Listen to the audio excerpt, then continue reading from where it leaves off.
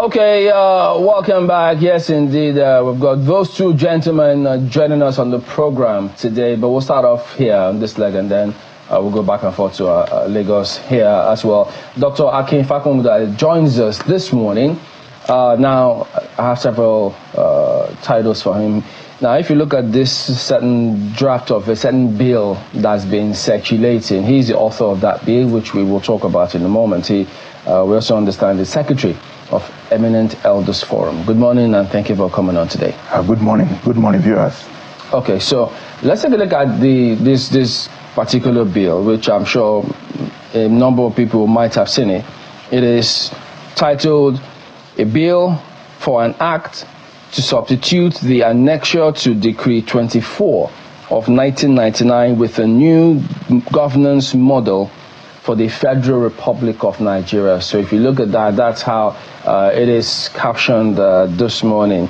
And it says this act may be cited as the Constitution of the Federal Republic of Nigeria's new governance model for Nigeria Act 2024. It goes on. There are several parts to this which we will take a look at. So, Dr. Fapohunda, could you talk to us? Why was there a need to come up with this at this time in the first place? Well, thank you very much. The country is in a very big, bad situation. And I'm focusing on 2027. If we carry on the way we are going now, 2027, very bad situation. If we are going to be using 100 million naira to get formed again, and all the dog-eat-dog, winner take costs, cheating, everything, glitching, the television, all these things. If we don't lower the temperature to restructure the country, we are just going nowhere, absolutely. So when the order of the anthem came about, I could see that whoever it was involved wanted to go back to pre-1966. So if you are taking the anthem, you must go back to 1963 thereafter. So I just put all the materials in my computer together and said, wow, I've been working on this for more than 7 years anyway. 7 years? 7 years. So is it just you, or you have a team of people who are working on this? Well, I've been on various teams. There is Voice of Reason of Yoruba Land, which I'm a member. I drafted the Constitution of Nigeria in 2017. It was launched in 2018. A member of the Eminent Elders Forum, I'm the Secretary of Steering Committee. We produced a draft document along this same line, submitted to National Assembly. It was ignored. And then there is a new body coming up now, the Coalition of Indigenous Ethnic Nationalities of Nigeria. All the major blocks in Nigeria are represented on that coalition. And we'll be thinking of how can we restructure the system in a very efficient manner. So the 30 states we have now, 30 states or 30 regions, 774 local governments or regions, they are so wasteful. They were created when oil money was just flowing. We are just balkanizing the country. We are now gone full circle. We have to roll back if we are really serious. Absolutely. Look at the minimum wage they're talking about now. If the country is unified once so somebody in Elisha will be earning the same money with somebody who is in Port Harcourt and Abuja. Does that make sense? You can get a free house in my place if you're a federal staff in Elisha. But in Abuja, you need 2 million to pay rent. So if you're a level 70 officer in here, and you're a principal federal government college in Elisha, you'll be earning level 70 at the same. When you are getting out for 200,000 in Elisha, you can get it for 2 million in Abuja. Then, most of the structure that we need to change. What does a minister or last member do more than a permanent secretary? Should anybody earn more than a permanent secretary in the federal system of Nigeria? Okay, so many issues. We need to restructure the system appropriately. Thank you. So there are so many things out there. First, there's several reports saying that this bill is the president supposed to receive it this week. Is that right? What's going on? I've almost finished the work. You know, the document it's like a TOR for, you want to build the house. You give specifications to the architect. And the architect goes ahead and designs the house for you. So that document is a term of reference to be given to designers of the Constitution. All the features that should be in the Constitution were embodied there. It's not the Constitution itself.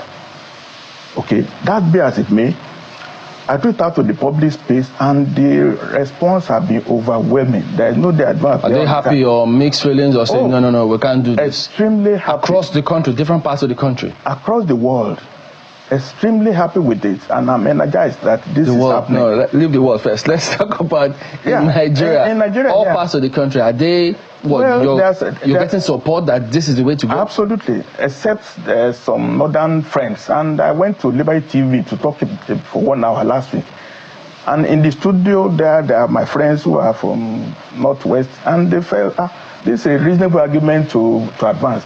Everybody will be benefited if this is done. We need to just train Nigeria to models where we compete and complement and do things ourselves. We are too much entrenched with the oil that we are sharing. Go and do something you really look. The Chinese are mining all over Nigeria because we ignored it. They are just like rats. They are taking everything out of Nigeria. They are taking timber from Cross River. We don't even know. Let's go down. I don't think Chinese people will be very happy with you calling them rats this morning. But they're everywhere. They're everywhere. You don't even know how they got there. You just see them cutting minerals away. Well, they're not doing it illegally, are they? They're not stealing. Well, you pointed out earlier that they started doing it because we ignored it. Absolutely. So they got licenses and they're doing their businesses, and many of them are doing legal business here. But that's not what I want to talk about. The bill in itself. Let's really get down to the nitty-gritty of that bill. Okay. What are the top 5, let's say 5 things that you feel that bill addresses that are not being addressed today? Fine. First thing is that in a federation, we have 2-tier structure. And each tier must have defined constitution. Now we have one constitution that covers everything. United States, every state has its own flavor of constitution apart from the federal system. The same thing in Australia, the same thing in Canada. Absolutely. Then we are differentiated.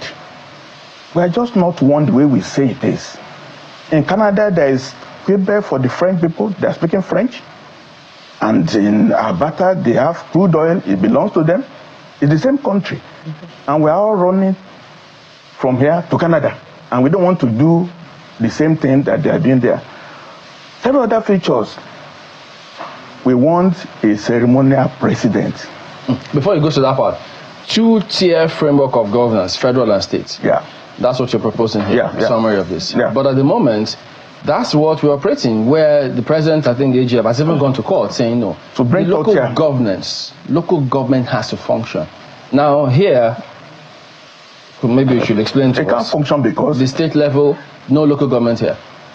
See, if the legal suit succeeds and local governments get money directly from Abuja, many local government chairmen will be coming to Abuja to follow up their claims. You will see 724 chairmen coming here because, in fact, they will ignore the governor. The governor doesn't have consequence at all. They will be coming to Abuja to follow up their allocation. Can you imagine 724 people coming to Abuja? Can you imagine the cost? The way governors are coming to Abuja every day? Okay, that's the tip of the iceberg. Let's also introduce our guest in Lagos, and then we'll also continue in that one. Ayo. Well, thank you, Chamberlain. Dr. Tunji Abayomi is here with us. He's a human rights activist and he's a legal practitioner. He joins us right here in the studio. Thank you for joining us today. Thank you. This argument about a new constitution, for you, what is it about? Is to establish an appropriate framework for the Federal Republic of Nigeria. That's just basically it. It's appropriate. Yes, an appropriate framework. What do you mean by that? Let me explain to you. If you want to build a house, you need a foundation on which to build. And the quality, stability, longevity of that house depends on the strength of that foundation. The presumption is that a constitution creates a nation and everything. That's why it's called, as I noted in my book, it said a constitution controls all laws. It's a living document alterable and amendable according to its own prescription, is deemed to be to predate the government, being the source of all governments. So it's said to be deals directly, presumably, with all times and all issues of the state, the heirs of the past and testators of the future. Is that to say that the current constitution doesn't address these issues? That what? The current constitution we have now, is that to say that it doesn't answer all these questions? It doesn't, but that's really not the issue. So I have listened to the discussion going on with this new bill. Unfortunately, you know, the Bible says my people are destroyed for lack of knowledge. Part of the problem of our nation is that men and women of knowledge, they are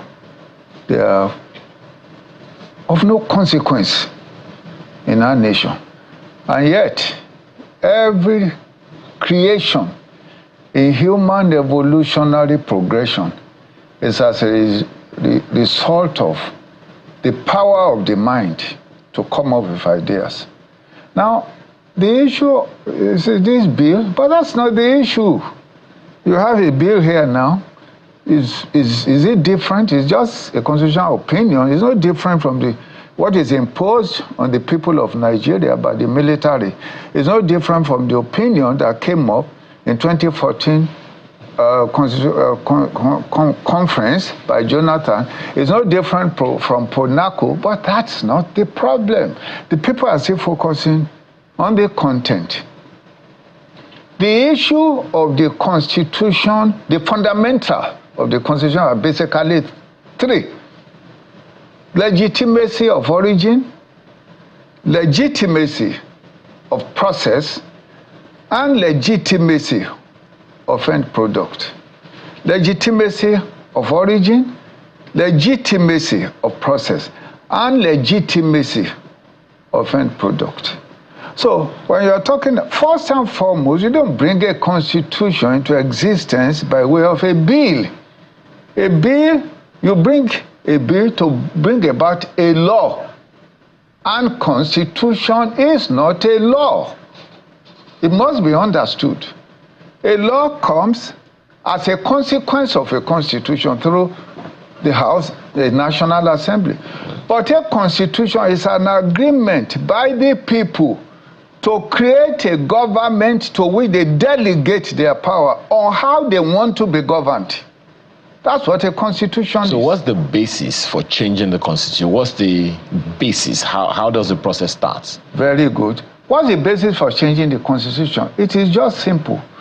We have not, as a people, sat around the table to agree on the type of government we want to create.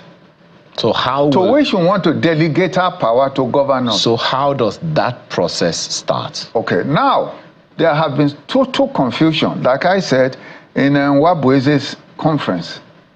Under the colonialists, it was like a writ of summons. We were called to Lancaster, and we were given a constitution. We didn't give it to ourselves.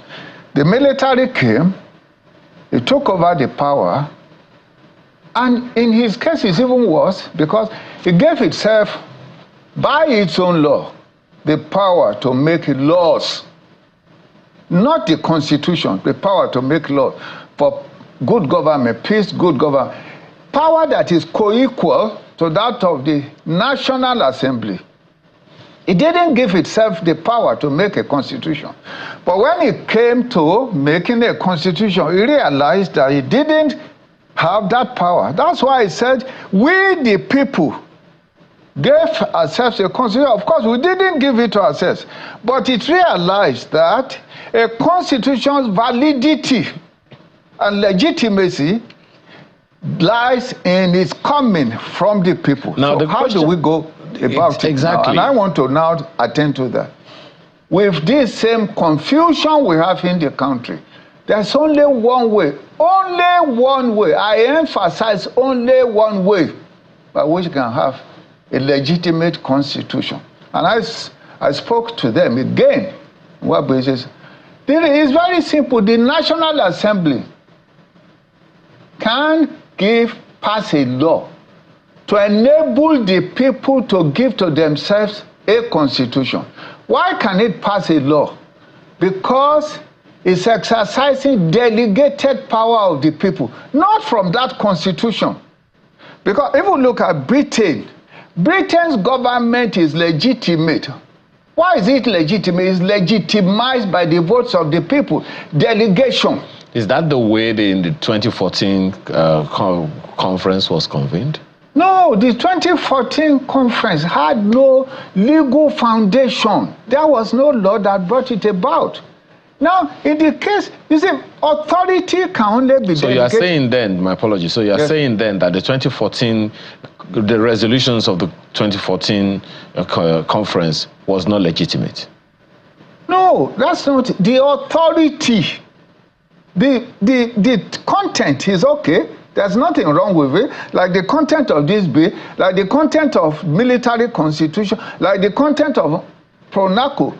But the legitimacy of it is a problem. You know, can I just explain to you? Okay. Authority is vested only by two ways in human history. It is either by the people freely giving it, or by law. That's the only way authority is given. It's either by the people. For example, in Britain, the people gave authority to the government. They don't have a constitution, but they gave authority freely by delegation. America has a constitution. Authority is by law.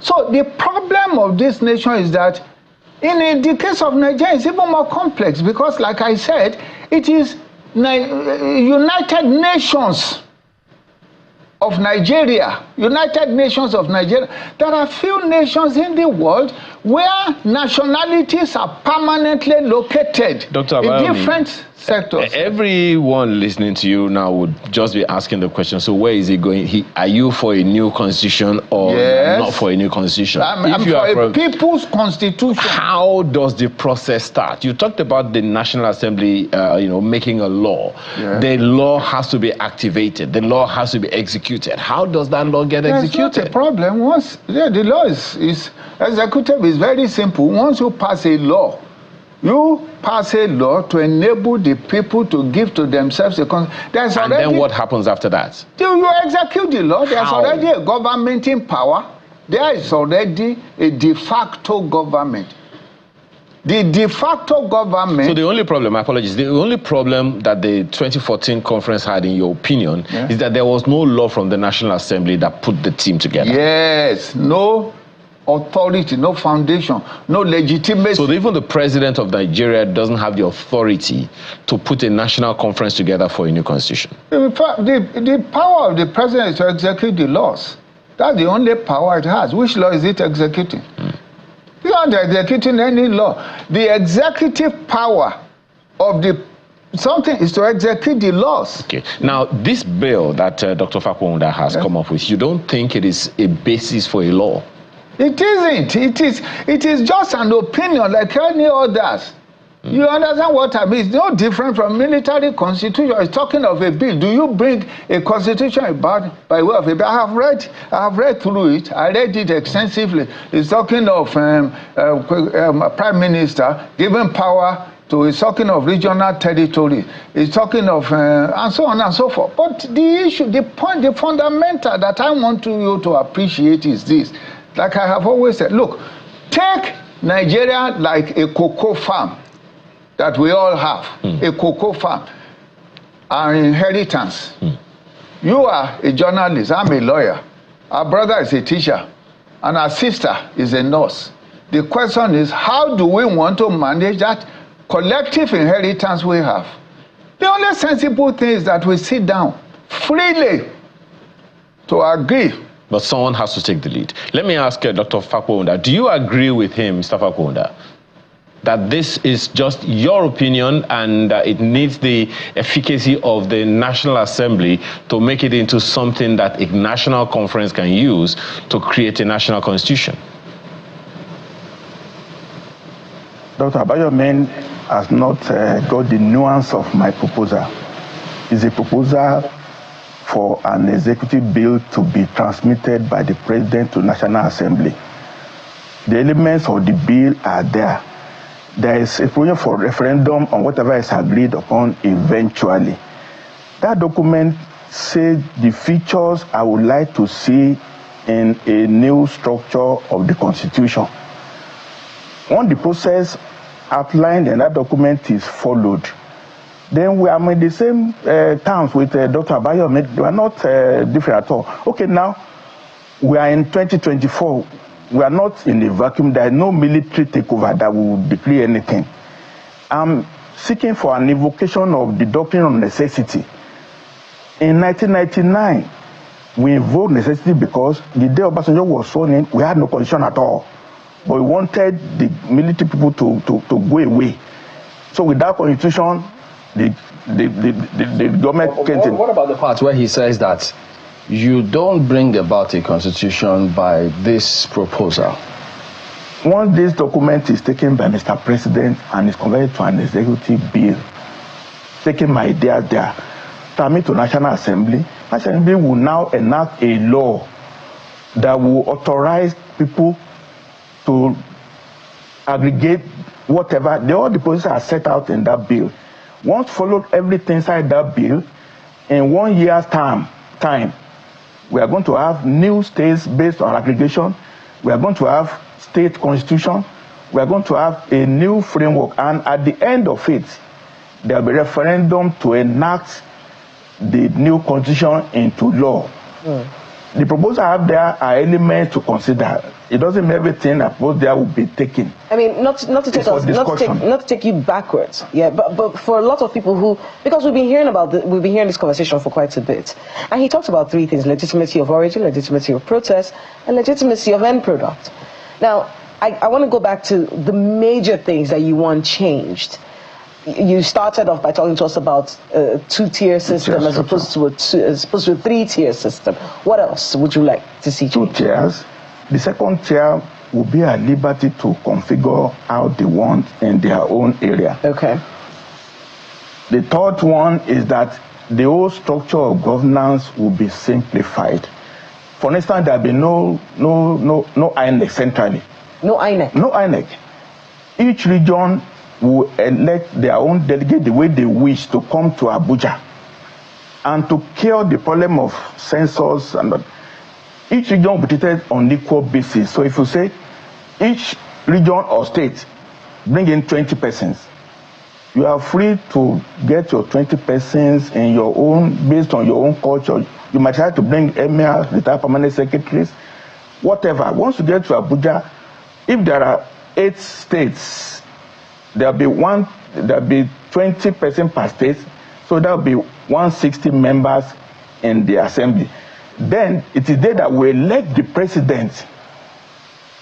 So you're advocating for 8 states, a dissolution of our 36 and FCT structure. Not that term, aggregation. Okay. Aggregation. Okay. For efficiency. Okay. There's a map there. I belong to a committee coalition of indigenous nationalities. Okay. Where the current 6 zones is not fair because there are many things across boundaries. We considered all this, for instance, Northern Cross River doesn't belong to Cross River. It should move towards Taraba. The opens of Kwara, Kogi, is supposed to be in Western region. The same thing, the Bumina, Southern Kaduna should change. Southern Kebbi State is not part of Northern Kebbi State. So we thought about this in detail and proposed an 8-state structure. And then people are saying, oh, region. Look, there's not, a region is an entity bounded by territory. So we can use states, we can use region. In the 1960s, we're using region. 1967, we're using states. So now, if you're using geographical cardinal points, we can have Midwest region, we can have East Central region, West Central region, Northeast region. Nomenclature has changed. In effect, if you have these 8 states, they will have their own constitution fashioned after what suits them in their own area. No, but before if you came up with this, did you ask them, make the people, if this is what they really want? These documents, look, are we not supposed to be thinking in the country? We are thinking. We don't have a force. If I was a military government, I would have just decreed it. This is for public space to discuss their behavior for the next 1 year. There's been several maps out there. This one now is the latest map. The map will change eventually. But whatever is agreed upon in the next 1 year of discussion will be what the people want. Are you sure? Because what we're seeing is more people from the many states that we have right wanting more states. Well, you know, all in a bid to get governance close. Everyone is no. It's to share. Won't the 8 states, make some particular people disappear? The states are bankrupt now. There's no money. When we had money in the 70s, when money was not up there during the war era, we were bringing first people to come to Nigeria to come and dance. But now we are still selling 1 million barrels of oil per day. We are now 200 million. In the 70s, we were just 55 million, and we are selling 2 million barrels of oil. When you have become bankrupt as a country, can you continue to live big? People say they cannot stay together because they want to share. But now, these 8 states will be 8 centers of production. Okay, so after these 8 states, what else are we looking at right now? Many other things. Such as? In terms of you work and eat. No more Abuja to come and be sharing things. And in fact, you subscribe to federal government in a cooperative. No more FAC allocations. You pay your bills. No more FAC allocation at all. Okay. Yeah, but isn't that the fundamental thing? Even with the laws that we have at the moment, if we amend it and ensure that states have a lot more access to local resources, distribution of resources, and then, we fix the way our elections go, would there be any need for this? Once you have a very old garment, you are patching it. It's not the same thing as when you actually... Yeah, but isn't that a normal process, amending the constitution? No. Amendment is just incremental.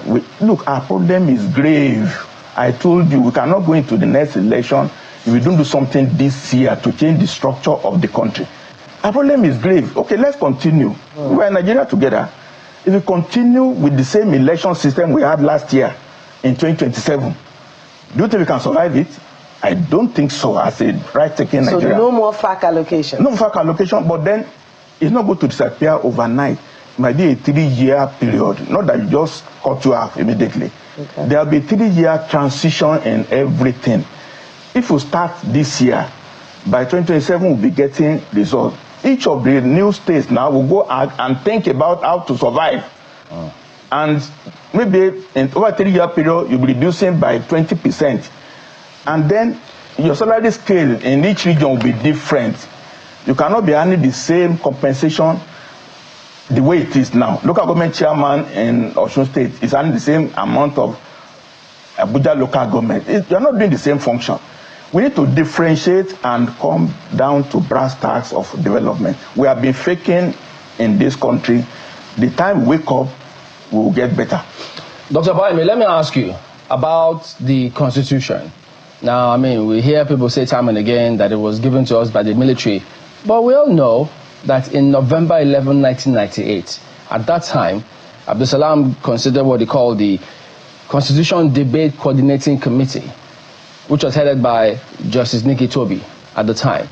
They went around the country, they gathered memorandum, they did all sorts, and came up with a document. In fact, let me quote what he said at the time. He said, after all the frenetic debates up and down, north and south, east and west,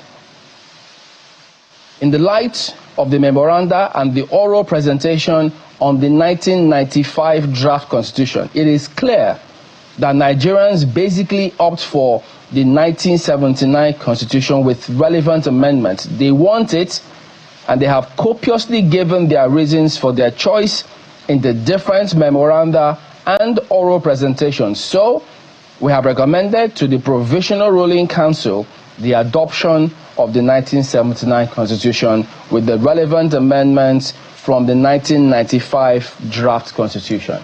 That was how this came to be. So not that there was any military man present in that committee. It was headed by him, and there were all civilians there.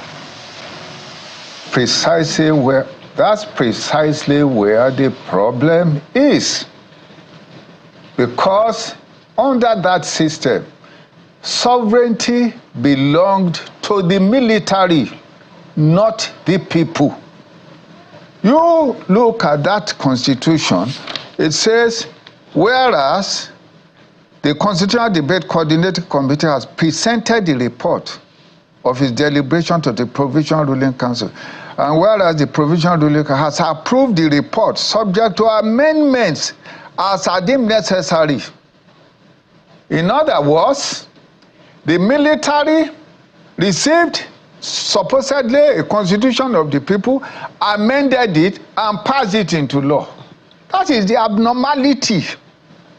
In other words, the people's sovereignty is subject to the authority of the military. But remember again, it is not a government that gives a nation a constitution. It is a constitution that gives a nation a government. In our case, it was a military government that gave us a constitution. In essence, forced it on us. But what is even more interesting is that the military government itself recognized that it has no such authority. That's why it says in Article 1 of that same constitution, it says categorically, we the people of the Federal Republic of Nigeria, it recognized that validity of the constitution must come from the people. But when it came to making the constitution, what it had no power to make under law, because it gave itself the power to make law, not to make a constitution. Now it's got a constitution, made a constitution. What do you do with it? It now said we the people. When it's false, it told a lie about itself. Is that to say that the military were not Nigerians? Of course, they are Nigerians, but is it every Nigerian that can just force a law on the people? If the military can do it, the teachers can do it too. NLC can do it. It's just one aspect of Nigeria. You talked about Dr. Abayomi, you talked about authority. Yes. Now, at that time, yes, the authority was with the military. There are those who would argue, my apologies, there are those who would argue that the problem of Nigeria, though significantly constitutional, but it is not just the constitution, but sometimes in the execution of the constitution, it falls back to the people who are executing that constitution. Well, first of all, before you execute a constitution, you must have a constitution. So we have one now that is being, that a good number of people, including legal practitioners like that, believe they have been executed in breach. When you say you have a constitution... Just a second. For instance, there is the conundrum between the states and local governments. There are those who believe, hey, there is no local government system empowered by the Constitution. There are those who also say, no, the Constitution says there shall be local government council areas, and they will operate according to the laws that the Houses of Assembly will execute, will pronounce. Now, the Houses of Assembly have pronounced these, local government laws. Just a second. But the state governors do not allow the local governments to function as directed by the Constitution that we have. So what's to say that if we have a new Constitution that is, according to you, legitimate, it will be abided by anyone who is supposed to execute it? First and foremost, the issue you're raising is a small issue. You take it to the court. If there are conflicts, you take it to the court. In a democracy, you have separation of powers. When there is conflict in terms of actions, you go to court. But the point I'm making... Do you think that matter is confusing enough to have to take to the court? The Constitution is clear as to what the functions of the local government... That's why you have to take it to court. Oh, really? Yes. The Constitution is not clear on the functions of the local governments. What I'm saying is that when there is confusion, if you think there is a confusion, you go to I'm asking you, you are a legal practitioner, and you know this Constitution almost like... But it is not my responsibility to interpret the Constitution. As a lawyer, I stand for my client, another lawyer stands for the client, I will take it to the court. The interpretation of the Constitution, its validity, its control, is vested in the courts in all democracies. So when there is Look at section 6.6 of this. You haven't answered my question, Dr. Abayomi. I'm just asking whether there is any ambiguity in the functions of the Constitution. I don't think there's any ambiguity. So why is it not being executed as directed by the Constitution? Maybe because they think there's ambiguity. I may not think there's no ambiguity, but they may think there's ambiguity. Okay. I think my colleagues in Abuja want to add a word or two. Go ahead, guys. Yes. Dr. Abayomi, so I want you to be able to bring up one part of this bill that we've been talking about, and it has to do with the office of the president. It looks very, what is being proposed looks very similar to what happens in South Africa, really. The president shall be head of the nation state, and the Prime Minister, acting through the National Assembly, shall nominate the candidate for president. What do you make of this this proposal? Is this something that can work given our situation in Nigeria? The Prime Minister basically delegates power to the president under this new bill. Prime Minister acting through the National Assembly to nominate candidate for president. The powers of president are given by Prime Minister who exercises executive power. The Prime Minister is the CEO and the Commander-in-Chiefs, and so on and so forth. The question for me, I mean, if this is what the people of Nigeria want, there's no problem. If the people of Nigeria want a kingship by way of constitution, no problem. If they want a presidential arrangement, there's no problem. If they want an oligarchy, there's no problem. The point is, like Kwame Nkrumah said, a people have a right to govern or misgovern themselves through an appropriate constitution. The point I'm making is very simple. The peoples of Nigeria, nationalities, need to sit around the table in freedom and agree on the framework of government for the Federal Republic of Nigeria. All right. That has not happened.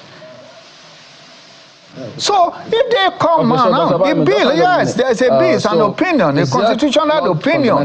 The same thing. What you're saying here, because the people have got to sit down and decide, not by this bill, as it may suggest. The defect in the 2024 confab was that there is no enabling law for them to do what they were doing. This document will give National Assembly the chance to pass a law to kickstart the process. Do they have to have this document? Can they just pass that law without this document? The content of what they will pass is what I specified. It's an advisory document on what they should pass. If they take all the issues are in my document and they adopt it and they enact it, at the end of my document, there is to introduce a technical panel, like a political bureau, that will guide the discussion. There will be a secretariat for the state to have their constitution drafted. All the points that involve the people are specified in this document. Did you get a green light that the president will receive it this week? When? No, he has to receive it. I'll send it to him. I will send to his office. Why will he not receive it? I'm tidying it up. But it doesn't mean that he's going to act on it. Well, I have no military gun to put on his head, but I'm thinking he's a very reasonable Nigerian who wants to make a name in history. And we can get this case started sooner so that we can finish the process that Dr. Abayomi is talking about. In the next 2 years, we will come to a new dawn where the people will laugh. In fact, I propose there be national Constituent Assembly in Abuja that will proclaim the Constitution as being approved. Dr. Akin Fapohunda, you're the author of this bill seeking the new governance model. Thank you for coming on this morning.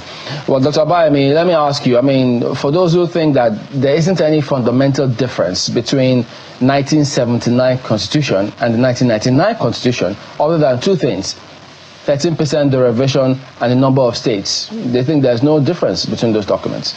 On the 1999 Constitution said it. If you look at the preamble, it says it. That is just, is really adopting of the 1979 Constitution. But whether you're talking of 1979 Constitution or you're talking of 1999, they are all fruits of a poisonous tree. The poisonous tree is the dictatorship that foisted it on us. That's a poisonous tree. I told President Obasanjo in his own house. That's a poisonous tree. A constitution must emerge in freedom and consensus approbation of the people. Well, I guess let's just say that the conversation continues, Kayla, because I know that, just as you said earlier, it's a conversation that started quite a time ago. Dr. Tunji Abayomi, human rights activist and legal practitioner, thank you so much for your time this morning.